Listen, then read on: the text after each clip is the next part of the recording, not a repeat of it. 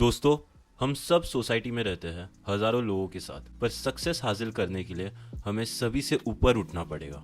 Market में successful होना है तो अपने ईगोस को अलग रख के चलना पड़ेगा। कहते हैं कि हमें हर चीज का वाई खोजना चाहिए, पर स्टॉक मार्केट में वाई इतना ज्यादा इंपॉर्टेंट नहीं है। डैनियल क्रॉस्बी की बुक द बिहेवियरल इन्वेस्टर हमारी इन्वेस्टिंग प्रोसेस को इम्प्रूव करने में हेल्प करती है। तो चलिए जानते हैं वो 5 लेसन जो मैंने इस बुक से सीखी है।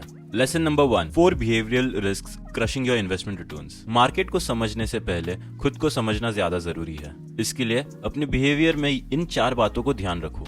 Number 1, ego. हम सभी अपने आप को दूसरे से बेहतर समझते हैं और इस ईगो में अक्सर गलत फैसला ले लेते हैं। हम अपने बिलीव्स को ही ट्रुथ मानने लगते हैं और इन्वेस्ट करते हैं। याद रखिए, स्टॉक मार्केट बिलीव्स पर नहीं, ट्रुथ पर चलती है। Number 2, conservatism. एक स्टडी के अनुसार डोमेस्टिक वायलेंस के केसेस मोस्टली ऐसी फैमिलीज में देखने को मिलते हैं जहां पर मेल मेंबर अल्कोहलिक होते हो। उनके बच्चों को बचपन से ही ये मेंटल और इमोशनल टॉर्चर झेलना पड़ता है। इस हिसाब से उन्हें बड़े होकर ये बुरी हैबिट्स अवॉइड करनी चाहिए, पर रियलिटी में वो भी बड़े होने पर ऐसे ही बनते जाते हैं। स्टॉक मार्केट में भी ऐसा ही कुछ होता है। हम हमेशा लॉस में होल्ड करना चाहते हैं और हर बार हमारा लॉस बढ़ते रहता है। नंबर 3 है अटेंशन। हमारी आदत कुछ ऐसी होती है कि हम अपना दिमाग नहीं लगाना चाहते, बल्कि दूसरों के सजेशंस पर इन्वेस्ट करना चाहते हैं। भारी अटेंशन पर ध्यान मत दो, सिर्फ अपनी रिसर्च पर बिलीव करो। Number 4, emotions. Control your emotions, चाहे स्टॉक मार्केट में हो या लाइफ में। ये लाइन हर जगह वैलिड है।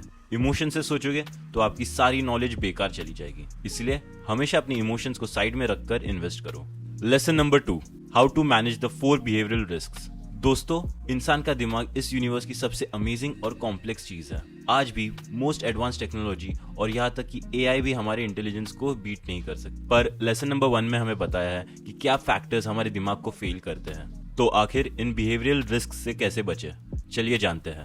Number 1, ego. हमेशा अपने पैसों को डाइवर्सिफाई करो, इससे आपकी रिस्क कम होती है। अगर आपने किसी चीज में पैसे इन्वेस्ट करने का मन बना चुके हो तो दूसरों को उसके बारे में बताओ। इससे ये होगा कि अगर आपने कोई नेगेटिव चीज उस स्टॉक के बारे में या उस इन्वेस्टमेंट के बारे में नहीं पढ़ी हो, वो दूसरा पॉइंट आउट करके आपको बता सकता है और आप एक वेल इन्फॉर्म्ड डिसीजन ले सकते। अगर किसी दूसरे को ये बात नहीं बता सकते तो एक पॉजिटिव्स का लिस्ट बनाओ और एक नेगेटिव्स का भी लिस्ट बनाओ।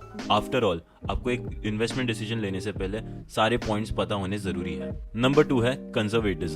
प्रोक्रेस्टिनेशन को वैसे तो हम बुरा मानते हैं, पर इन्वेस्टिंग करते समय ये अच्छी बात है, क्योंकि हमें किसी भी स्टॉक में इंस्टेंटली इन्वेस्ट नहीं करना चाहिए, बल्कि उसकी थरो स्टडी करने के बाद ही वो इन्वेस्टमेंट का विचार करना चाहिए। दूसरी बात यह है कि अगर एक दिन एक इन्वेस्टमेंट में हमें लॉस हो गया तो हमें उसे रिग्रेट नहीं करना चाहिए, बल्कि उससे सीखकर आगे बढ़ते रहना चाहिए। Number 3, attention. पिछले करीब 40 साल की स्टॉक मार्केट हिस्ट्री को उठा के देखो तो इंडियन स्टॉक मार्केट ने कुछ 16 to 17% एनुअल रिटर्न्स दिए हैं। पर स्टॉक मार्केट में तो फ्लक्चुएशंस आती ही रहती है। ऐसे में आपने न्यूज में सुना कि मार्केट क्रैश होने वाला है और ये सुनकर आपने अपने स्टॉक्स बेच दिए तो ये एक बेवकूफी होगी। हमेशा अपनी रिसर्च और एनालिसिस पर कॉन्फिडेंस रखिए, क्योंकि इन्वेस्टिंग एक लॉन्ग टर्म गेम है। Number 4, emotions. इमोशंस को कंट्रोल करने का सबसे अच्छा तरीका है मेडिटेशन। ये आपके माइंड को शांत करता है और आपको अपनी इमोशनल स्टेट को पहचानने में भी हेल्प करता है। अगर आप सैड या टायर्ड फील कर रहे हो तो कभी भी इन्वेस्टमेंट डिसीजन मत लेना। और अगर आप स्टॉक मार्केट को डीपली सीखने की इच्छा नहीं रखते हो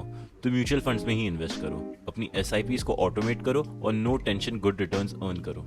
इस वीडियो के सेकंड पार्ट के लिए इस चैनल को सब्सक्राइब कीजिए और अगर आपको ये वीडियो पसंद आया हो इसे लाइक और शेयर कीजिए। Thank you for watching.